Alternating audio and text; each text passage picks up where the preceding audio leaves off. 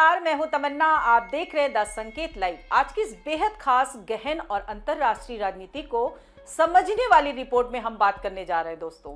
Europe के एक ऐसे देश जहां 16 साल से जमी हुई सत्ता अचानक बदल गई है, और ये बदलाव सिर्फ एक चुनावी नतीजा नहीं बल्कि पूरे यूरोप की राजनीति के लिए एक बड़ा संकेत माना जा रहा है। जी हां दोस्तों, हम बात कर रहे हैं हंगरी की, जहां 45 वर्षीय नेता पीटर ने लंबे समय से सत्ता पर काबिज प्रधानमंत्री विक्टोर ओरबन को चुनाव में पराजित कर दिया है। और ये हार सिर्फ एक नेता की हार नहीं बल्कि एक राजनीतिक विचारधारा को चुनौती के रूप में देखी जा रही है, क्योंकि विक्टर ओरबान पिछले 16 सालों से लगातार सत्ता में है। उन्होंने हंगरी की राजनीति को अपने तरीके से ढाल दिया था, लेकिन अब जनता ने बदलाव का संकेत दे दिया है और पीटर माजियार अगले सप्ताह प्रधानमंत्री पद की शपथ लेने जा रहे हैं। हार के बाद विक्टर ओरबान ने भी लोकतांत्रिक परंपरा निभाते हुए बयान जारी कर दिया है और जीतने वाली पार्टी को बधाई दी है दोस्तों, और साथ ही ये भी कहा कि वे अब विपक्ष में रहकर देश की सेवा करेंगे। लेकिन सवाल ये है कि आखिर ऐसा हुआ कैसे, और इतने लंबे समय से मजबूत दिख रही सरकार अचानक हार गई। और क्या ये बदलाव सिर्फ हंगरी तक सीमित रहेगा या इसका असर पूरे यूरोप की राजनीति पर पड़ेगा दोस्तों?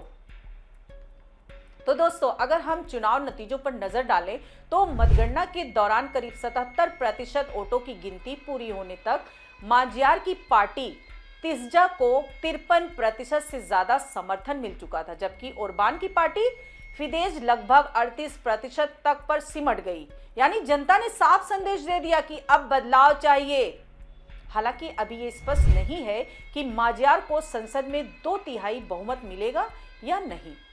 उन्हें गठबंधन का सहारा लेना पड़ेगा, क्योंकि हंगरी की चुनाव प्रणाली काफी जटिल मानी जाती है दोस्तों, और यहाँ कई अहम फैसले के लिए 2/3 बहुमत जरूरी होता है, जैसे न्यायपालिका में बदलाव, मीडिया ढांचे में सुधार, अभिव्यक्ति की स्वतंत्रता से जुड़े कानून, आप्रवासन नीति और तथाकथित परिवार मूल्यों से जुड़े नियम। इन सभी को बदलने के लिए मजबूत बहुमत चाहिए, जो हासिल करना आसान नहीं होगा। लेकिन इसके बावजूद इस जीत को एक बड़े राजनीतिक संकेत के रूप में देखा जा रहा है, क्योंकि अगर विपक्ष मजबूत होता है तो ये यूरोप में उभर रही अति दक्षिणपंथी राजनीति के लिए बड़ा झटका माना जाएगा। और यही वजह है कि इस चुनाव पर पूरी दुनिया की नजर थी, खासकर ऐसे समय में जब वैश्विक राजनीति में राष्ट्रवाद और कट्टरपंथी विचारधाराएं तेजी से उभर रही थी।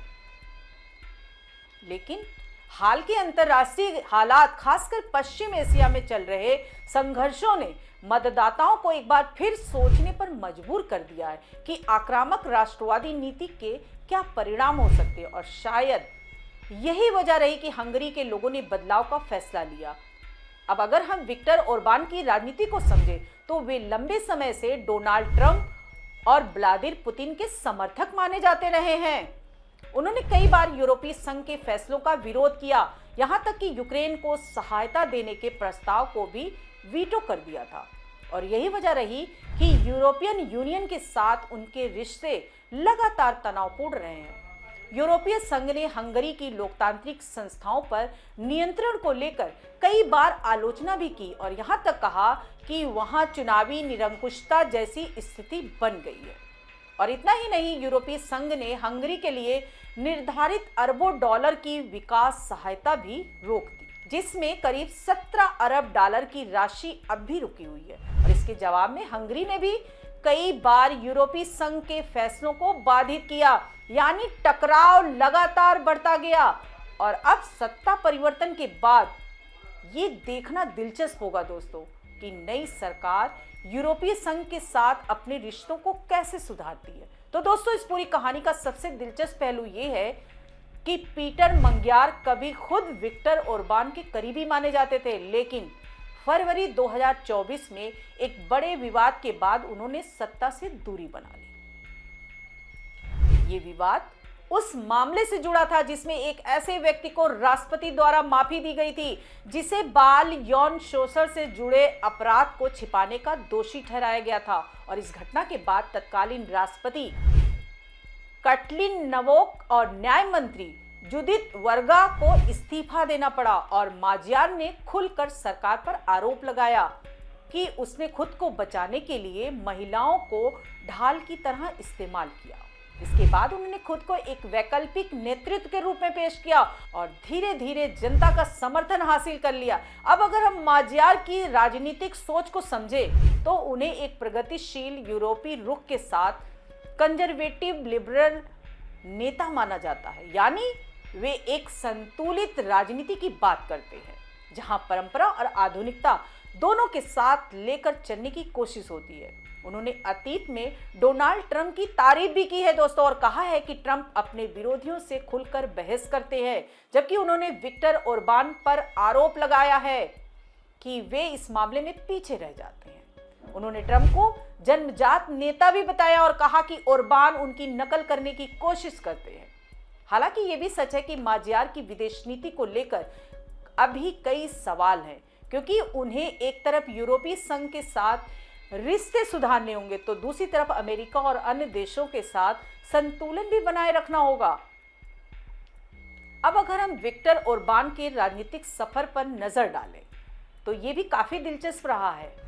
1980 के दशक में वे एक युवा उदारवादी छात्र नेता के रूप में उभरे थे और उनकी पार्टी फिदेश की शुरुआत भी एक उदारवादी समूह के रूप में हुई थी, लेकिन 1990 के दशक के अंत तक उनका झुकाव दक्षिणपंथी विचारधारा की ओर हो गया और 2000 के बाद उन्होंने खुद को पूरी तरह क्रिश्चियन राष्ट्रवाद के प्रतीक के रूप में स्थापित कर लिया।